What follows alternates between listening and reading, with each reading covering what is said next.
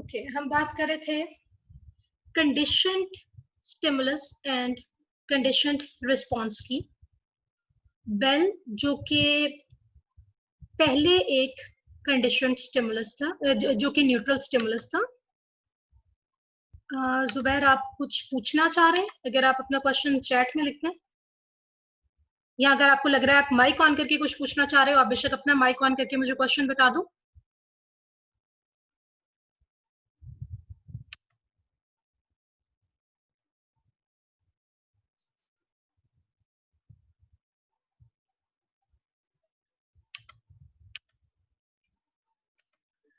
चलें जी, हम बात कर रहे थे कंडीशनड स्टिमुलस की। अब सेकेंड स्टेप तक की अगर हम बात करें तो सेकेंड स्टेप तक बेल खुद से कोई रिस्पॉन्स प्रोड्यूस नहीं कर रही थी, इसलिए बेल न्यूट्रल स्टिमुलस थी। हर ऐसा स्टिमुलस जो कि इनिशियली न्यूट्रल स्टिमुलस होगा, उसके पास कोई टेंडेंसी नहीं होगी वो कोई रिस्पॉन्स प्रोड्यूस करे, लेकिन लेटर ऑन अगर वो ये टेंडेंसी एक्वायर कर लेगी बेल या कोई भी ऐसा स्टिमुलस कि वो कोई रिस्पॉन्स प्रोड्यूस कर सके, तो वो न्यूट्रल स्टिमुलस कन्वर्ट हो जाएगा कंडीशनड स्टिमुलस में। वो न्यूट्रल स्टिमुलस कन्वर्ट हो जाएगा कंडीशनड स्टिमुलस में। अब पहले फूड की वजह से सेलिवेशन प्रोड्यूस हो रही थी, क्योंकि फूड था साथ इसलिए सेलिवेशन प्रोड्यूस हो रही थी, यानी salivation on seeing the food. यहाँ पे क्या हो रहा है, यहाँ पे सेलिवेशन बेल की वजह से प्रोड्यूस हो रही है, क्योंकि डॉग ये लर्न कर चुका है कि जब जब बेल बजेगी फूड लाजमी दिया जाएगा। इस वक्त फूड दिया नहीं जा रहा, लेकिन उसके बावजूद डॉग सेलिवेशन प्रोड्यूस कर रहा है। अब आप ये देखो, ऐसा रिस्पॉन्स जो कि लर्निंग के बाद अकर करेगा, ऐसा रिस्पॉन्स जो कि कंडीशनड स्टिमुलस की वजह से अकर करेगा, उसको आप कंडीशनड रिस्पॉन्स कहोगे। Conditioned response basically learned response है। Conditioned stimulus initially neutral stimulus था। न्यूट्रल स्टिमुलस जब रिस्पॉन्स प्रोड्यूस करने की टेंडेंसी एक्वायर करेगा तो उसको आप कंडीशनड स्टिमुलस कहोगे। अब अगर आप यहाँ पे इस पिक्चर को देखो, अब यहाँ पे सिर्फ बेल बजाई जा रही है एंड डॉग सेलिवेशन प्रोड्यूस कर रहा है। इसको दोबारा से मैं आपको तीनों पिक्चर्स को दोबारा दिखा देती हूँ ताकि क्लियर हो जाए। अनकंडीशनड स्टिमुलस, कोई भी इन्वायरमेंटल स्टिमुलस जब भी किसी ऑर्गेनिज्म को दिया जाएगा तो ऑटोमेटिकली एक रिस्पॉन्स प्रोड्यूस होगा, जिसको अनकंडीशनड रिस्पॉन्स UCR कहा जाएगा। फूड मिला, सेलिवेशन प्रोड्यूस हुई, बेल बजाई गई, कोई रिस्पॉन्स प्रोड्यूस नहीं हुआ। हर ऐसा स्टिमुलस जिस पे कोई रिस्पॉन्स प्रोड्यूस नहीं होगा उसको न्यूट्रल स्टिमुलस कहा जाएगा, यानी ऐसा स्टिमुलस जिसके पास रिस्पॉन्स प्रोड्यूस करने की टेंडेंसी ही नहीं है। अब आप क्योंकि लर्निंग करवाना चाह रहे हो, आप लर्निंग करवाना चाह रहे थे, आपने क्या किया, आपने बेल को जो कि न्यूट्रल स्टिमुलस था और फूड जो कि अनकंडीशनड स्टिमुलस था, दोनों में एसोसिएशन डेवलप करने की कोशिश की। एसोसिएशन कैसे डेवलप होगी, आप बार बार एक प्रोसीजर रिपीट करोगे। आप बेल बजाओगे, साथ ही फूड दे दोगे, बेल बजाओगे, फूड दे दोगे। एज अ रिजल्ट डॉग ने ये लर्न करना शुरू कर लिया कि बेल बजेगी तो फूड मिलेगा। उसने सेलिवेशन प्रोड्यूस की, लेकिन ये सेलिवेशन अभी तक फूड की वजह से प्रोड्यूस हो रही थी, अभी लर्निंग का प्रोसीजर चल रहा था। जब काफी ट्रायल्स गुजर गए, काफी बार आपने ये रिपीट कर लिया, तो आपने ये देखा कि अब जब सिर्फ बेल बजाई गई, बेल जो कि पहले न्यूट्रल स्टिमुलस थी, लेकिन अब क्योंकि वो ये टेंडेंसी एक्वायर कर चुकी है कि वो रिस्पॉन्स प्रोड्यूस कर सकती है, इसलिए ऐसा स्टिमुलस जो कि पहले इनिशियली न्यूट्रल स्टिमुलस था, उसको अब कंडीशनड स्टिमुलस CS का नाम दे दिया जाएगा। कंडीशनड स्टिमुलस की वजह से प्रोड्यूस होने वाले रिस्पॉन्स को आप कंडीशनड रिस्पॉन्स यानी लर्नड रिस्पॉन्स कहोगे। अब सेलिवेशन ड्यू टू बेल का जो रिस्पॉन्स है वो बेसिकली लर्नड रिस्पॉन्स है या कंडीशनड रिस्पॉन्स है। आप ये देखो, फर्स्ट स्टेप पे मैं unconditioned stimulus and unconditioned response की बात कर रही थी, UCS एंड UCR। अनकंडीशनड, जहां पे अभी लर्निंग नहीं हुई थी, कंडीशनिंग नहीं हुई थी। यहाँ पे अब मैं CSNCR की बात कर रही हूँ, conditioned stimulus and conditioned response, क्योंकि लर्निंग हो चुकी है। लर्निंग के बाद आप कंडीशनिंग का टर्म यूज कर सकते हो, कंडीशनड का टर्म यूज कर सकते हो। अब अगर ये, वैसे तो मैंने आपको तमाम टर्मिनोलॉजीज बता दी हैं, लेकिन अगर मैं आपको इसको दोबारा से एक ओवरव्यू दूं, तो अनकंडीशनड स्टिमुलस कोई भी ऐसा एनवायरमेंटल स्टिमुलस है जो कि ऑटोमेटिकली एक रिस्पॉन्स प्रोड्यूस करता है, जिसको आप अनकंडीशनड रिस्पॉन्स कहते हो। अनकंडीशनड रिस्पॉन्स क्या है? अनकंडीशनड रिस्पॉन्स अनलर्नड रिस्पॉन्स है, जो कि लर्निंग के बगैर प्रोड्यूस होता है as a result of environmental stimulus और अनकंडीशनड स्टिमुलस। न्यूट्रल स्टिमुलस कोई भी ऐसा स्टिमुलस है जिसमें रिस्पॉन्स प्रोड्यूस करने की टेंडेंसी नहीं है। कंडीशनड स्टिमुलस कोई भी ऐसा स्टिमुलस है जो कि पहले न्यूट्रल था, न्यूट्रल स्टिमुलस था, कोई रिस्पॉन्स प्रोड्यूस नहीं कर रहा था, लेकिन लेटर ऑन आपने इसी न्यूट्रल स्टिमुलस को पेयर कर दिया अनकंडीशनड स्टिमुलस के साथ। बेल न्यूट्रल थी, आपने उसको फूड अनकंडीशनड स्टिमुलस के साथ पेयर कर दिया ताकि एक अनकंडीशनड रिस्पॉन्स प्रोड्यूस हो। तो हर ऐसा स्टिमुलस जो कि इनिशियली न्यूट्रल था, लेटर ऑन लर्निंग के बाद वो कंडीशनड स्टिमुलस बन जाएगा।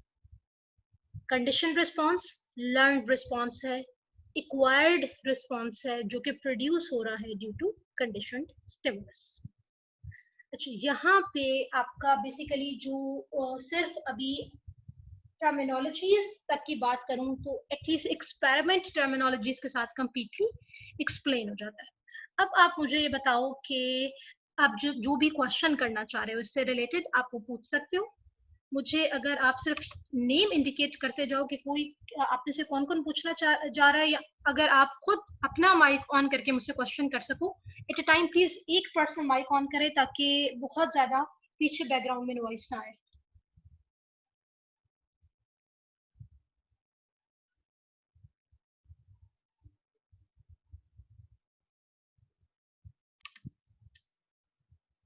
अच्छा हादी, आपका जो क्वेश्चन है कंडीशनड रिस्पॉन्स को लेके, the learned or acquired response to the conditioned stimulus.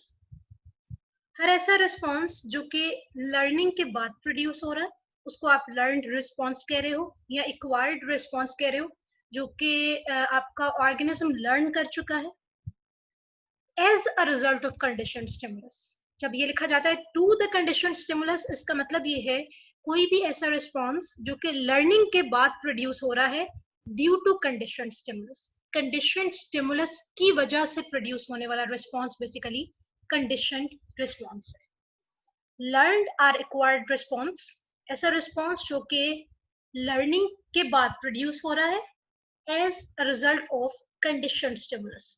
और उसकी वजह से अगर आप यहाँ पे देखो, हर ऐसा लर्नड और एक्वायर्ड रिस्पॉन्स जो कि कंडीशनड स्टिमुलस प्रोड्यूस कर रहा है, बेल जो रिस्पॉन्स प्रोड्यूस करेगी वो बेसिकली कंडीशनड रिस्पॉन्स बनेगा। अच्छा, आपका जो सेकेंड क्वेश्चन है वो है कि ड्यूरिंग कंडीशनिंग के फेज में क्या चीज ज्यादा इंपॉर्टेंट है, मींस रिस्पॉन्स किस तरह से। अच्छा, आप यहाँ पे देखो, जो चीज इंपॉर्टेंट है वो दो स्टिमुलाई का बहुत कम टाइम गैप के साथ अकर करना जरूरी है। अगर आप इसको टेक्निकली, मैं आपके क्वेश्चन को आंसर करना चाहूँ तो टेक्निकली इसका आंसर ये है कि बेल और फूड को प्रेजेंट करने में जितना ज्यादा टाइम गैप कम होगा उतने ज्यादा चांसेस होते हैं कि एसोसिएशन डेवलप होगी। यानी अगर आप ये कहते हो कि आप किसी पार्टिसिपेंट को लर्न करवाना चाह रहे हो, या अगर आप किसी एनिमल को लर्न करवाना चाह रहे हो और आप बेल बजाते हो, बेल सुबह मॉर्निंग में 9 बजे बजाई जाती है और फूड शाम को 6 बजे दिया जाता है, तो इस तरह से कभी कोई एसोसिएशन डेवलप नहीं होगी। इन दोनों का बहुत कम टाइम गैप पे एक दूसरे के करीब करीब अगर करना, जो भी दो स्टिमुलाई आप ले रहे हो, अगर वो एक दूसरे के करीब करीब अकर करेंगे, then as a result association develop होगी। Hardly even less than a minute का गैप जब होगा, तब एक पार्टिसिपेंट ये लर्न करना शुरू करेगा, तब एक एनिमल ये लर्न करना शुरू करेगा कि दोनों चीजों के दरमियान कोई ना कोई रिलेशन लाजमी एग्जिस्ट करता है। जब तक डॉग ये लर्न नहीं करेगा कि बेल के बजने के बाद फूड दिया जा रहा है, उस वक्त तक थर्ड फेज में जाके वो बेल पे कभी भी रिस्पॉन्स प्रोड्यूस नहीं करेगा। ये बहुत जरूरी है कि आप दोनों को साथ प्रेजेंट करो, वो दोनों स्टिमुलाई बेल और फूड को रिलेट करे, तभी वो नेक्स्ट फेज में जाके न्यूट्रल स्टिमुलस यानी खाली बेल पे रिस्पॉन्स प्रोड्यूस करना शुरू करेगा। जितना ज्यादा टाइम गैप कम होगा, उतना ज्यादा रिस्पॉन्स प्रोड्यूस होने के चांसेस ज्यादा होंगे। एक और चीज, एक्सपेरिमेंट से ये बात पता चलती है, बहुत से एक्सपेरिमेंट्स किए गए क्योंकि इस चीज पे कुछ नोवल स्टिमुलाई, आप ये कह लो कि कुछ यूनिक स्टिमुलाई, थेरिस्ट्स का ये ख्याल है कि हर्ट स्टिमुलस बाद में जाके कंडीशन, मतलब हर्ट स्टिमुलस को पेयर करना इतना ज्यादा आसान नहीं होता। कुछ खास ट्रेट्स आपके स्टिमुलस में भी होती हैं, या आप ये कह लो कि यूनिकनेस का जो एलिमेंट होता है, नोवेलिटी का जो एलिमेंट होता है, यूनिक और नोवल जितना ज्यादा स्टिमुलस होता है, उतने ज्यादा चांसेस ज्यादा होते हैं कि वो आराम से एसोसिएशन में आ जाता है। यानी आप ये देखो कि बेल का कोई ताल्लुक नहीं था फूड के साथ, ये बड़ा डिफरेंट सा स्टिमुलस था अगर फूड के लिहाज से देखा जाए। जितना ज्यादा यूनिक और नोवल स्टिमुलस होगा, उतने ज्यादा चांसेस बढ़ जाते हैं कि एक पार्टिसिपेंट उसको एसोसिएशन में लेके आएगा किसी दूसरे स्टिमुलस के साथ।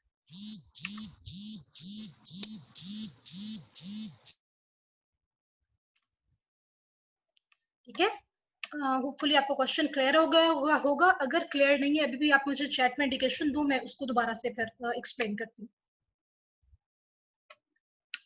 अब आप आओ जरा इसके प्रोसेसेस पे। क्लासिकल कंडीशनिंग के जो कुछ फर्दर टर्म्स हैं उसको भी मैं डिस्क्राइब करती हूँ, जो कि पेवलोव ने एक्सप्लेन किए। मैम एक क्वेश्चन था। हाँ जी, बता दें प्लीज। मैम क्या ये जो आपने बताया है कि association it could be negative as well? Negative को आप मुझे थोड़ा सा एक्सप्लेन करोगे कि किस सेंस में आप नेगेटिव लेक की बात कर रहे हो? मींस थोड़ा सा ma'am question negative in clear the कर सेंस दो। जैसे कि आपने कहा है कि वो किसी भी चीज से एसोसिएट कर जाते हैं, जैसे कलर से या फिर किसी नेगेटिव चीज के थ्रू, जिस चीज को पॉजिटिव ले रहे हैं। मैम इनका नेचर तो आपको नहीं पता होता ना, वो अपने नेचर के हिसाब से एक्ट करते हैं। ह्यूमन नेचर से बहुत डिफरेंट होता है ना, दिमाग तो यूज नहीं कर सकते, तो एक नेगेटिव जा सकते हैं। अच्छा, मुझे वैसे अभी भी आपका क्वेश्चन क्लियर नहीं हुआ। वैसे जो एक्सपेरिमेंट्स कंडक्ट किया, आप माइक ऑन रखो अपना। एक्सपेरिमेंट्स जो कंडक्ट किए गए थे उसमें लाइट यूज की गई थी, बजर यानी साउंड को यूज किया गया था, इस तरह की चीजों पे एक्सपेरिमेंट लिया। लेकिन बेसिकली आप ये देखो, जो रिस्पॉन्स एनिमल्स में आएगा वो तो सिर्फ किसी फॉर्म में आएगा, जैसे स्लाइवा वगैरह प्रोड्यूस करना। ये रिस्पॉन्स कैसे नेगेटिव होगा? मुझे आपकी ये बात क्लियर नहीं हो रही।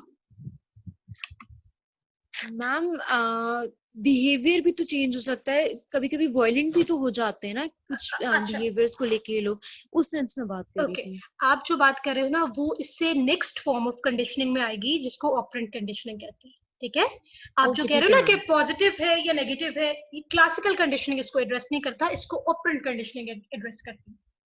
मैं उस पर आती हूँ ठीक है, बाद में। Thank you ma'am. ठीक है, जी इसके अलावा अगर आप लोग कुछ पूछना चाह रहे हैं। नहीं, thank you ma'am.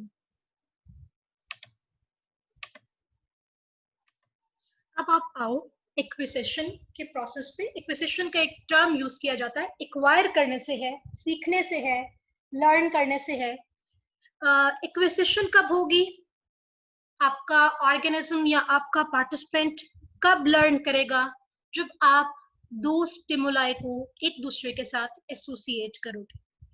Basically acquisition का प्रोसेस उस वक्त अकर करता है जब बेल को आप रिपीटेडली पेयर करते हो अनकंडीशनड स्टिमुलस के साथ।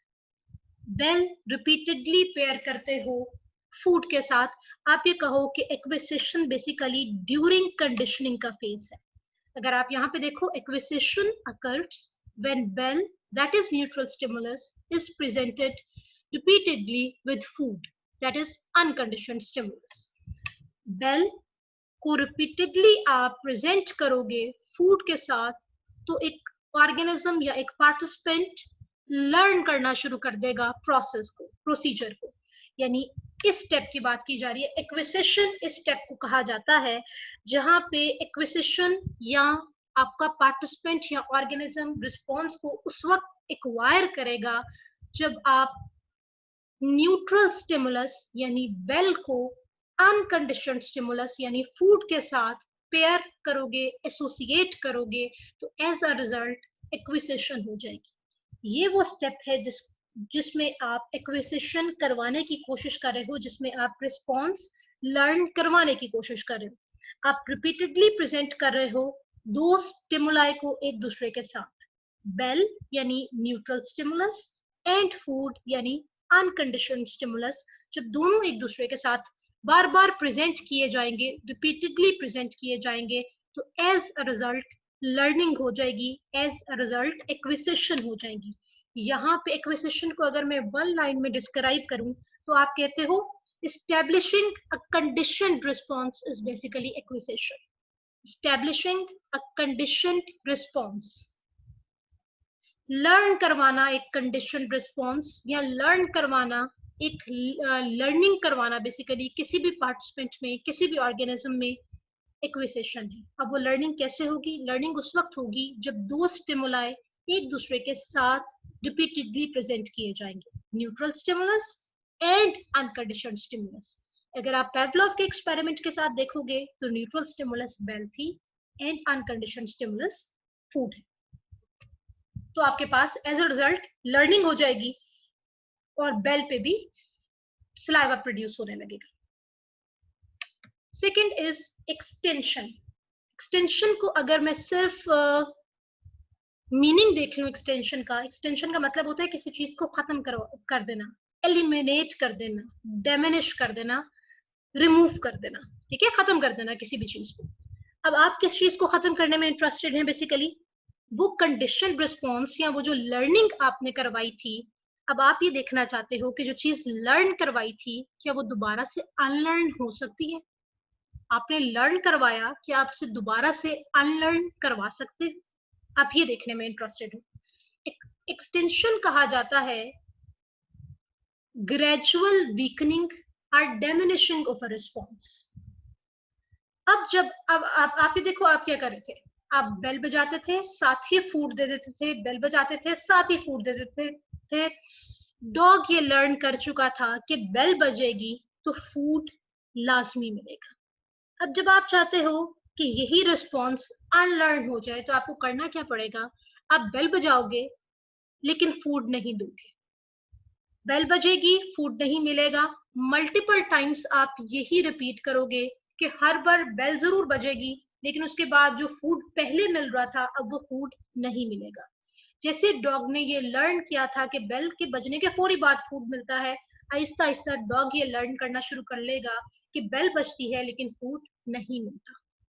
Extension occurs when the conditioned stimulus is repeatedly presented without the unconditioned stimulus. यहाँ पे अगर मैं चली जाऊं थर्ड स्टेप पे, अब बेल बज रही है, बार बार बेल बजेगी, डॉग तो इसलिए सेलिब्रेशन प्रोड्यूस कर रहा है, डॉग तो इसलिए आपको रिस्पॉन्स दे रहा है क्योंकि वो ये लर्न कर चुका है कि जब बेल बजेगी तो फूड लाजमी मिलेगा। अब आपने इस चीज को अनलर्न करवाना है। अनलर्न कब होगा? अनलर्न उस वक्त होगा जब आप ये स्टैब्लिश करवा दोगे कि खाली बेल बजेगी और फूड नहीं मिलेगा। यानी कंडीशन स्टिमुलस और बेल को प्रेजेंट करोगे, अकेले प्रेजेंट करोगे, और फूड जो कि अनकंडीशनड स्टिमुलस था वो साथ नहीं दिया जाएगा। आप मल्टीपल टाइम्स सेम चीज रिपीट करोगे, 10-15 टाइम्स सेम चीज रिपीट होगी। एज अ रिजल्ट डॉग दोबारा से ये लर्न कर लेगा कि अब सिर्फ बेल बज रही है और फूड जो कि पहले मिल रहा था अब नहीं मिल रहा। As a result dog salivation produce करना छोड़ देगा। Where is my food? अब सिर्फ बेल है, फूड नहीं है। वो इमेजिने शुरू में वो फूड को सोच रहा है लेकिन एक टाइम आएगा जब वो आपको रिस्पॉन्स देना दोबारा से बंद कर देगा। एक बात को याद रखना, एक्सटेंशन एकदम से नहीं हो जाएगी। ऐसा नहीं होगा कि आप ने बेल बजाई और फूड नहीं दिया और डॉग सेलिब्रेशन बंद कर दिया। शुरू में क्योंकि आपने रिस्पॉन्स लर्न करवाया है, रिस्पॉन्स आहिस्ता आहिस्ता वीक होता है एंड देन रिस्पॉन्स खत्म होने की साइड पे जाता है, डेमिनेशन की साइड पे जाता है। आप ये देखोगे, आप बहुत से ट्रायल्स सिर्फ ऐसे होंगे जिसमें बेल बजेगी लेकिन डॉग फिर भी सेलिब्रेशन प्रोड्यूस करेगा, क्योंकि डॉग ने लर्न किया हुआ है। स्लाइवा पहले उसी अमाउंट में प्रोड्यूस होगा जिसमें पहले प्रोड्यूस हो रहा था फूड की वजह से। आहिस्ता आहिस्ता आप ये देखोगे कि स्लाइवा की अमाउंट प्रोड्यूस होना कम होती चली जाएगी। 5-6 टाइम्स के बाद बेल बजेगी, स्लाइवा जरूर जरूर प्रोड्यूस होगा, लेकिन स्लाइवा अब उतना ज्यादा प्रोड्यूस नहीं होगा जितना कि पहले प्रोड्यूस हो रहा था। स्लाइवा की जो अमाउंट है वो कम होती चली जाएगी। उसके बाद फर्दर आप 10-12 बार ये प्रोसीजर रिपीट करोगे, तब जाके एक टाइम आएगा जिसमें बेल पे डॉग बिल्कुल रिस्पॉन्स प्रोड्यूस नहीं करेगा। पहले ग्रेजुअल वीकनिंग होगी, आहिस्ता आहिस्ता रिस्पॉन्स वीक होना शुरू होगा, देन रिस्पॉन्स डेमिनेशन की साइड पे जाएगा, देन रिस्पॉन्स एलिमिनेट होना शुरू होगा। पहले हमेशा कोई भी लर्न रिस्पॉन्स वीक होता है, देन वो कंप्लीटली एक्सटेंशन की साइड पे जाता है। अब यहाँ पे बेल तो आप दे रहे हो लेकिन फूड नहीं दे रहे। अब जब आप फूड दोगे ही नहीं, फूड को निकाल दोगे, तो डॉग ये लर्न कर लेगा कि बेल बज रही है, अब फूड नहीं मिल रहा। डॉग सेलिब्रेशन का रिस्पॉन्स जो कि पहले दे रहा था, अब वो देना बंद कर देगा।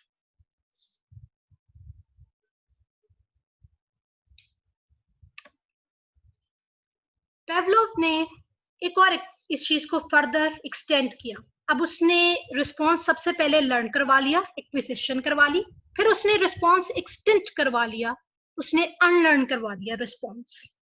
अब उसने क्या किया, उसने डॉग्स को अपने यूजुअल चैम्बर जिसमें वो एक्सपेरिमेंटेशन कंडक्ट कर रहा था वहां से वो बहुत दूर ले गया, जिसको आप ये कह लो रेस्ट पीरियड उसने इंट्रोड्यूस करवा लिया। रेस्ट पीरियड कैसे इंट्रोड्यूस करवाते हैं, आप जगह चेंज कर देते हैं, आप मुकम्मल तौर पे एक ब्रेक दे देते हैं। ना सिर्फ उसमें उसने एक्सपेरिमेंटेशन कंडक्ट करना छोड़ दी, बल्कि उसने एक और काम किया, उसने जो डॉग्स का एक्सपेरिमेंटल चैम्बर था जहां पे उसने डॉग्स को रखा हुआ था, वहां से कुछ देर के लिए कहीं और शिफ्ट कर दिया, ताकि डॉग्स अपनी जगह और उस एनवायरनमेंट को भी भूल जाएं और कुछ देर के लिए एक कंप्लीट ब्रेक पीरियड आ जाए। उसने ये देखा कि काफी टाइम के बाद वो डॉग्स को दोबारा अपने एक्सपेरिमेंटल चैम्बर में लेके आया। जैसे ही बेल बजाई गई, उसने ये देखा कि एकदम से सेलिब्रेशन का रिस्पॉन्स वापस आ गया। जैसे ही डॉग्स ने बेल का साउंड सुना, एकदम से उन्होंने सेलिब्रेशन प्रोड्यूस की। स्पॉन्टेनियस, एकदम से जो चीज वापस आ जाती है, spontaneous recovery, reappearance of a condition response. Reappear हो गया, दोबारा से प्रोड्यूस हो गया एक कंडीशन रिस्पॉन्स, वही रिस्पॉन्स जो कि डॉग्स ने लर्न किया था। Reappearance of a condition response. Extension आप करवा चुके थे, डॉग को आप अनलर्न करवा चुके थे, और डॉग ये बात दोबारा से सीख चुका था कि बेल पे के बाद अब फूड नहीं मिल रहा। आपने रेस्ट पीरियड इंट्रोड्यूस करवा दिया, आप डॉग्स को कहीं और किसी और एक्सपेरिमेंटल चैम्बर में ले गए। तब जब एक काफी टाइम के बाद, से 1 मंथ के बाद, आप डॉग्स को वापस एक्सपेरिमेंटल चैम्बर में लेके आए, बेल बजाई गई, एकदम से वही रिस्पॉन्स जो आपने अनलर्न करवाया था, सेलिब्रेशन का रिस्पॉन्स, वो दोबारा से प्रोड्यूस हो गया। लर्न्ड रिस्पॉन्स जो कि आपने लर्निंग करवाई थी, वो दोबारा से रीअपियर हो गया। मैं आपको इसकी एक डेली लाइफ एग्जांपल देती हूँ। आप ये कह रहे होगे कहाँ पे एप्लीकेबल है स्पॉन्टेनियस रिकवरी।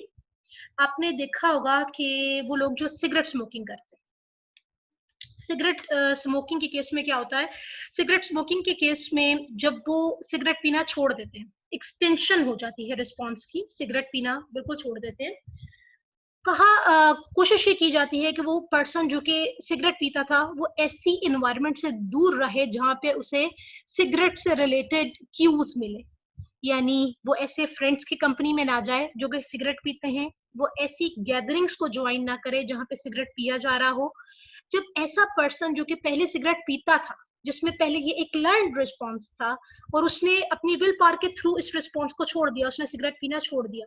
जैसे ही ऐसा पर्सन किसी ऐसी गैदरिंग में जाता है, ऐसे फ्रेंड्स के साथ बैठता है जो कि सिगरेट पी रहे होते हैं, वो जो आप ये कह लो कि डिजायर होती है सिगरेट पीने की, वो दोबारा से आ जाती है।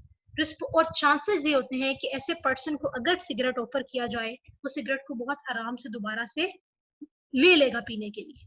ये क्या होता है, ये स्पॉन्टेनियस रिकवरी होती है। जब आप ड्रग एडिक्ट्स के साथ डील करते हैं, साइकोलॉजी में बेसिकली एडिक्शन को भी हम लेके चलते हैं, तो जब हम ड्रग एडिक्ट्स की बात करते हैं तो उनमें सबसे ज्यादा ये रिकवरी होती है ड्रग एडिक्शन के केस में। स्पॉन्टेनियस रिकवरी के चांसेस बहुत ज्यादा होते हैं, किसी भी ऐसी सेटिंग में जाने की वजह से चीज दोबारा से रिमाइंड हो जाती है और वो पर्सन सिगरेट की साइड पे चला जाता है।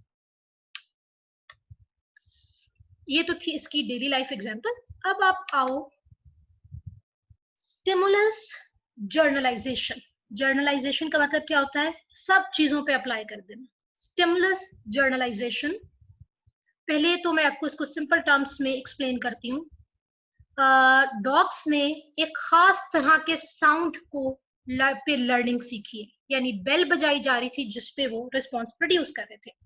अगर डॉग जर्नलाइज कर ले, साउंड को ना पहचाने, वो एम्बुलेंस के सायरन के बजने पे भी रिस्पॉन्स शो करे, वो फोन की बेल बजने पे भी रिस्पॉन्स शो करे, वो बजर बजने पे भी रिस्पॉन्स शो करे, यानी हर ऐसे स्टिमुलस पे रिस्पॉन्स प्रोड्यूस होना शुरू हो जाए जो कि ओरिजिनल स्टिमुलस की तरह का था। डॉग ने एक खास तरह की बेल पे रिस्पॉन्स प्रोड्यूस करना सीखा है, ठीक है, बेल थी जिसपे वो रिस्पॉन्स प्रोड्यूस कर रहा था। अब अगर डॉग उस साउंड को जर्नलाइज कर दे, यानी जिस भी तरह का साउंड बचे और डॉग जर्नलाइज कर दे, हर तरह के साउंड पर रिस्पॉन्स प्रोड्यूस करना शुरू कर दे, तो आप ये कहोगे कि स्टिमुलस जर्नलाइजेशन। स्टिमुलस जर्नलाइजेशन कैसे है कि अब फोन मोबाइल की बेल बजती है, डॉग फिर भी स्लाइवा प्रोड्यूस करता है, कोई बजर बजता है, डॉग फिर भी स्लाइवा प्रोड्यूस करता है, कोई सायरन बजता है, डॉग फिर भी स्लाइवा प्रोड्यूस करता है, यानी उसने साउंड को जर्नलाइज कर दिया। बिल्कुल उसी तरह से जो पर्सन सिगरेट स्मोकिंग करता है वो सिगरेट का कोई एक खास तरह का ब्रांड यूज करता है, लेकिन उसको कोई और किसी और तरह का भी सिगरेट आप ऑफर करोगे किसी भी ब्रांड का, वो हर तरह का सिगरेट पी लेगा। सिगरेट होना चाहिए, वो सिगरेट को हर तरह का सिगरेट एक्सेप्ट करेगा और उसको पीना शुरू कर देगा। ये क्या है, ये है जी स्टिमुलस जर्नलाइजेशन।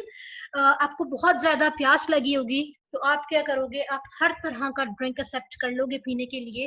हालांकि बेशक आप सिर्फ पहले पानी पीते हो, लेकिन अगर आपको बहुत ज्यादा प्यास लग रही है और आपने सिर्फ प्यास को दूर करना है तो उस केस में आपको किसी भी तरह का ड्रिंक पीने के लिए दिया जाएगा, आप उसको एक्सेप्ट कर लोगे। स्टिमुलस जर्नलाइजेशन, आप रिस्पॉन्स किसी एक चीज के साथ सीखते हैं, इन द एंड आप उसको जर्नलाइज कर देते हैं, सब पे अप्लाई कर देते हैं। एक एक्सपेरिमेंट कंडक्ट हुआ था, चले पहले ये बता देती हूँ फिर एक्सपेरिमेंट बता दूंगी। एक एक्सपेरिमेंट कंडक्ट हुआ था, सॉरी लिली, इसको कवर करते हैं पहले। ये एक पर्सन का केस कवर किया गया है, लिली उस पर्सन का नाम है। लिली का बेसिकली आपको ये बताया जा रहा है कि इसका जो चाइल्डहुड है वो बड़ा ट्रॉमेटिक था। ट्रॉमेटिक क्यों था कि इसने ऑर्फनेज में एक अपना चाइल्डहुड गुजारा है, जिसमें जो ऑर्फनेज का स्टाफ था इसको निग्लेक्ट करता था, मिसट्रीट किया जाता था। अब आप ये देखो, जो ट्रॉमेटिक एक्सपीरियंसेस होते हैं वो देर तक इम्प्रिंटेड रहते हैं आपके माइंड पे। यही बात हुई कि जब लिली बड़ी होती है तो जब भी वो अपने ऑर्फनेज को विजिट करती थी उसे लगता था कि वो नेगेटिव मेमोरीज वापस आ रही हैं, यानी उसको वो मिसट्रीटमेंट याद आता है जो कि स्टाफ उसके साथ करता था, वो चीजें वापस रिफ्रेश हो रही है मेमोरी में। लेटर ऑन ये हुआ कि क्योंकि उसका जो ऑर्फनेज था एक बहुत बड़ी सी बिल्डिंग में था, एक पुराने से जैसे ओल्ड हाउस होता है, अब जब भी वो किसी ऐसे हाउस को विजिट करती है जो बहुत बड़ा सा बहुत पुराना सा है, तो उसे लगता है कि पहले तो इनिशियली उसको वो नेगेटिव मेमोरीज उस वक्त आती थी जब वो ऑर्फनेज को विजिट करती थी, अब जब भी वो कोई पुराना घर विजिट करती है तो वो ओल्ड मेमोरीज वापस आ जाती है। ये होती है स्टिमुलस जर्नलाइजेशन कि अब वो ऑर्फनेज नहीं है जिसको विजिट करिए, कोई भी मिलता जुलता पुराना सा बड़ा सा घर है बिल्कुल ऑर्फनेज की तरह का, तो मेमोरीज नेगेटिव मेमोरीज को इनिशिएट कर रहा है। इसी तरह से एक एक्सपेरिमेंट हुआ था, एक्सपेरिमेंट साइकोलॉजी में इस एक्सपेरिमेंट जिस बेबी पे एक्सपेरिमेंट किया गया वो 11 मंथ ओल्ड था, उसको लिटिल एल्बर्ट का नाम दिया गया, लिटिल एल्बर्ट। अब एल्बर्ट बिल्कुल बाकी छोटे बच्चों की तरह का था, वो रैट से नहीं डरता था। रैट उसके पास आता, वो रैट से खेलना शुरू कर देता, उसे पकड़ता, इस तरह के रिस्पॉन्सेस थे। अब एक्सपेरिमेंट ये किया जॉन बी वॉटसन ने, जो कि बिहेवियरिज्म का फाउंडर था। उसने ये किया कि जब रैट करीब आया, एकदम से बहुत ऊंचा सा मेटेलिक साउंड बजाया गया। अब आप ये देखो, 11 मंथ ओल्ड बेबी, बहुत छोटा है, जिसके लिए एक लाउड साउंड बहुत ज्यादा टेरिफाइंग है, उससे उसे डर लगता है। ठीक है, जैसे ही रैट करीब आया, एकदम से बहुत ऊंचा सा साउंड बजाया गया, मेटेलिक साउंड एक सुनाई दिया। लिटिल एल्बर्ट, यानी आपने बहुत ऊंचे साउंड, मेटेलिक साउंड को पेयर कर दिया रैट के साथ। लिटिल एल्बर्ट ने ये लर्न कर लिया कि जब जब रैट करीब आता है तो ये साउंड बजता है बेसिकली। और उसके बाद जब रैट करीब आया, पहले वो रैट के साथ खेल रहा था पहले स्टेप पे, लेकिन जब रैट करीब आया, अब आपने लाउड साउंड के साथ क्योंकि रैट को प्रेजेंट किया था, अब जब रैट करीब आया तो ये देखा गया कि उस बच्चे ने, लिटिल एल्बर्ट ने, रैट से डरना शुरू कर दिया। रैट से डरना शुरू कर दिया। अब जब रैट करीब आता तो बच्चा उससे दूर भागता, रोता, क्रॉल करके पीछे जाने की कोशिश करता। रीजन क्या थी? रीजन ये थी कि बच्चे ने ये लर्न कर लिया कि बेसिकली लाउड साउंड शायद इसीलिए सुनाई देता है कि जब ये रैट मेरे करीब आता है। अब ये तो सिंपल लर्निंग थी। अब हुआ ये कि बच्चे ने हर वाइट और फरी ऑब्जेक्ट से डरना शुरू कर दिया। वाइट एंड फरी ऑब्जेक्ट से डरना शुरू कर दिया। रैबिट पास आता, बच्चा तब भी डरता। सांता क्लॉज, उससे भी डरना शुरू कर दिया। इवन ये रिपोर्ट किया जाता है, क्योंकि वॉटसन के जो हेयर थे वो व्हाइट कलर के थे, इवन वो वॉटसन के करीब भी नहीं जाता था। उसने हर व्हाइट फरी चीज से डरना शुरू कर दिया, जो कि स्टिमुलस जर्नलाइजेशन थी। उसने रैट का फियर स्टैब्लिश किया था, लेकिन उसने लेटर ऑन ये फियर तमाम व्हाइट फरी ऑब्जेक्ट्स पे जर्नलाइज कर दिया, और उसने हर व्हाइट फरी ऑब्जेक्ट से डरना शुरू कर दिया।